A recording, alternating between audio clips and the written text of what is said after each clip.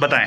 Sir मैं गांव रुपवाबास पंचायत समिति थाना गाजी, ग्राम पंचायत गोड़ा बोखार। सर वहाँ पे मंदिर है, भैरू जी का, देवी जी का, शिवालय जी है। तो सर वो क्या है, उसकी जमीन है, सरकारी जमीन है, उस पर अतिक्रमण कर रहे हैं। किसने अतिक्रमण कर रखा है? ये सब सरपंच साहब के चाहते हुए वो कर रखे हैं। ये पूरनमल कुमार, सुवालाल कुमार, उधर गीसाराम मंगली देवी, ये कर रखे हैं। और 50-60 साल पुराना पोल था, उसको भी अंदर ले लिए। फिर एक दूसरा पोल 4 फीट पे गाड़ के उसको भी अंदर ले लिए हैं। और फिर पड़ोस में हम रहते हैं तो हमारी नाली का पानी बंद कर दिए। जिस बच्चे उसी के अंदर, ठंड की टाइम है और बच्चे उसमें गिरते हैं, सर नमूने हो गए तो कौन जान मान का खतरा है, मच्छर पनप रहे हैं, डेंगू होने का हो रहा है। और पानी निकालने के सरपंच साहब को अवगत कराया तो बोलता जहाँ जाओ नहीं हुएगा कोई काम। ये कौन से सरपंच, कौन सी ग्राम पंचायत का मामला है? ये गोड़ा बोपाला, गोड़ा बोपाला थाना गाजी से। थाना गाजी से। कौन है वहाँ सरपंच? जगदीश नारायण मीणा। जगदीश नारायण मीणा जी है। तो आप उनके पास शिकायत लेके गए थे तो उन्होंने क्या कहा? उन्होंने किया जैसा किसी को बोलना है तो बोल दो, नहीं।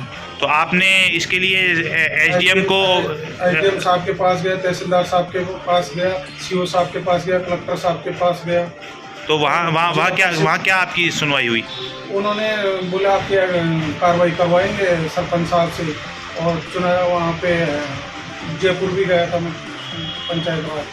तो वहाँ क्या रहा? उन्होंने भी एक्शन लिया कि हम तुरंत कार्रवाई करें। तो आपकी अभी कुछ भी कार्रवाई नहीं हुई? कुछ भी कार्रवाई। ये कितने दिनों से उन्होंने अतिक्रमण कर रखा है? कम से कम 1 महीना हो गया। 1 महीना हो गया। 1 महीना। अच्छा। मेरा भी है तो मैं तो बोल रहा हूँ, मेरा है 14 तारीख। कौन सी 14 तारीख का? ये 14 फरवरी था तो 2 तारीख का, मगर 14 फरवरी को करना पड़ा क्योंकि अतिक्रमण में है, वहाँ व्यवस्था नहीं है। नहीं, किस चीज़ का मेला है? ये देवी माता का। तो वो कौन करवाता है मेला? तो हम पूरे हमारे समाज के करवाते, मतलब गाँववासी करवाते पूरा। अच्छा, तो इसमें ग्राम पंचायत का कोई रोल नहीं रहता? कोई रोल नहीं रहता, पूरा गाँववासी करते हैं। अच्छा, पूरा गाँववासी करवाते हैं। अच्छा, तो आप वो जो नाली का बता रहे हैं, तो नाली का जो पानी है वो क्या रास्ते में बह रहा है या फिर क्या नाली बनी हुई है? मकान के अंदर भरा हुआ है, नाली को अवरोध कर भरवा दिया गया। नाली को भरवा दिया गया है। हाँ।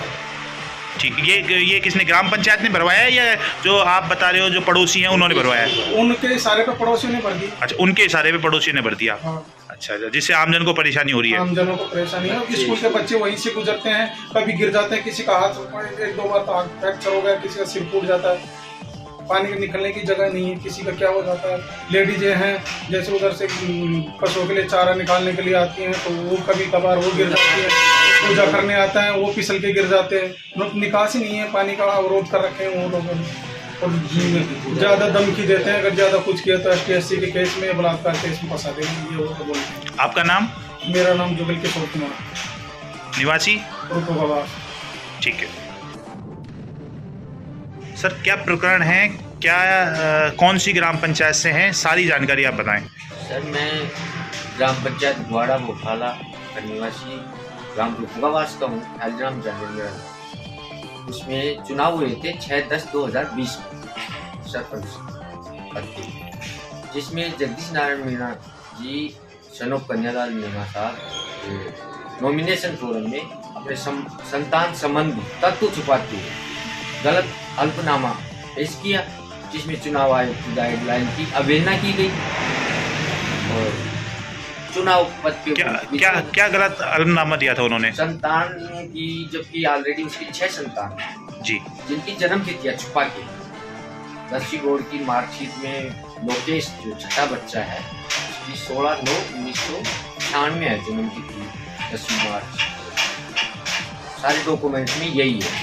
और उन्होंने पद पे रहते हुए गढ़बस्ती प्रधानाध्यापक पद पे रहते हुए मार्कशीट में हेराफेरी भी उन्होंने की।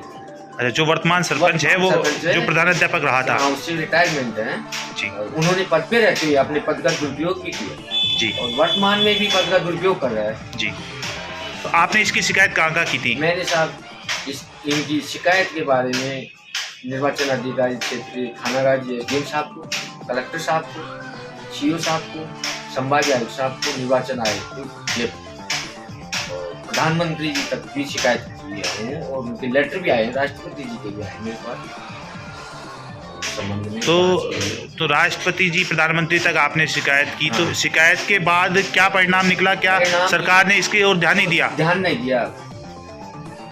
ध्यान नहीं दिया कोई? कांग्रेस सरकार ने बिल्कुल ध्यान नहीं दिया कि क्षेत्रीय जो विधायक है उनके परिवार से है, और उस टाइम जो वर्तमान सरपंच है, हाँ। जो क्षेत्रीय विधायक हाँ, कांति भाई है। प्रसाद मीणा का भाई है, भाई है परिवार से, ठीक वो है। बचा रखा। आयुक्त साहब, संभागीय आयुक्त साहब ने स्पेशल व्यक्तिगत रूप से मुझे बोले कि आज इनके सस्पेंड ऑर्डर निकाल देंगे, लेकिन विधायक साहब ने दबा दिया। अच्छा, विधायक साहब का दबाव है इसके ऊपर। हाँ। अब तो मान लीजिए नई सरकार आ गई, तो जी। मुझे तो उम्मीद है। तो नई सरकार बनने के 1 महीना हो गया है, अभी आपने कहाँ का इसकी शिकायत की है? अब नई सरकार बनने के बाद में एसडीएम साहब से मिला हूँ, तहसीलदार जी से मिला हूँ, कलेक्टर साहब से मिला हूँ, सीओ साहब से मिला हूँ, संभागीय आयुक्त साहब से भी गया हूँ, और सचिवालय में भी गया हूँ।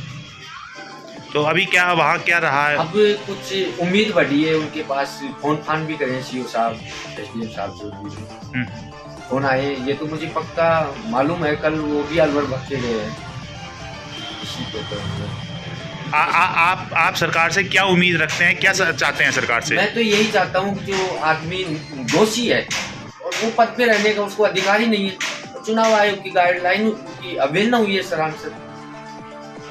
सरकार की कानून कायदों को वो झूठा अल्पनामा पेश करके वो उनको गलत साबित कर रहा है। मैं अपने आप में सही हूँ, सरकार ने जांच में उसको दोषी पाया है। अच्छा, आपने ये जांच में दोषी पाया है? हाँ। क्या किस स्तर पे जांच हुई है? किसने दोषी करार दिया है इनको? एसडीएम साहब ने, और एसडीएम साहब ने कलेक्टर साहब को पेश किया। एसडीएम साहब थानागाजी ने, हाँ जी, जो निर्वाचन अधिकारी हैं थानागाजी, उन्होंने उनको दोषी करार दिया है। करार दिया नवनीत जी उस टाइम। ठीक है। आपका नाम? मेरा नाम ख्यालीराम जहांगीर, सन ऑफ ओमकार। ठीक।